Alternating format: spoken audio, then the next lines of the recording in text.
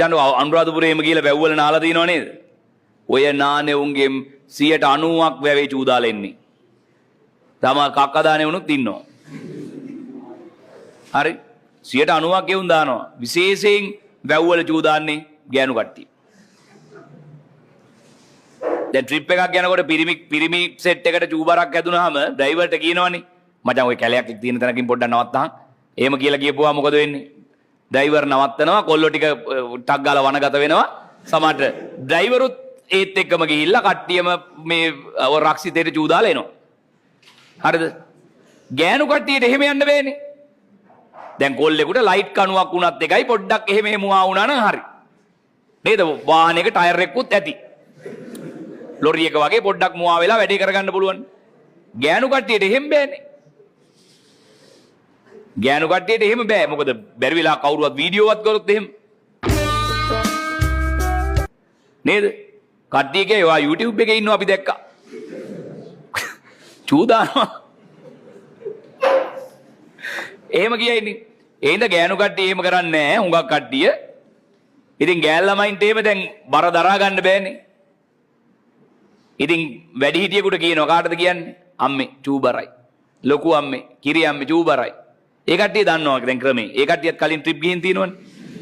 ඒ කට්ටිය කියනවා. ඉන්නකො පුතේ තව චුට්ටක් ඉන්නකො ඈ. අපි දැන් අනුරාධපුරයට යනවනේ. දැන් අනුරාධපුරයටත් ගියා. ගියාට පස්සේ දැන් අරුන්ට ඉන්න බෑ. දැන් පුපුරන්න වගේ, දැන් චූ වෙන්න වගේ.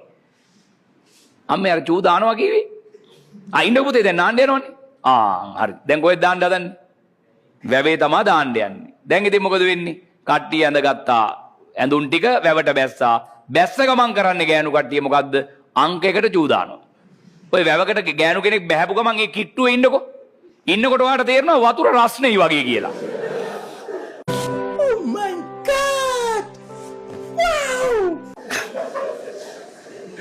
සමහරු බලනවා උණුදිය උල්පතක්වත්. ගෑනු තුන් හතර දෙනෙකුට වට වුණොත් එහෙම අරු තැම්බෙනවා මැද ඉන්න එක. අනික චුට්ටක් නෙවෙයිනේ ටැංකියම දානවනේ හිස් කරනවනේ. ඔව්. ඉතින් හිතන්න කොච්චර එකතු වෙනවද කියලාම.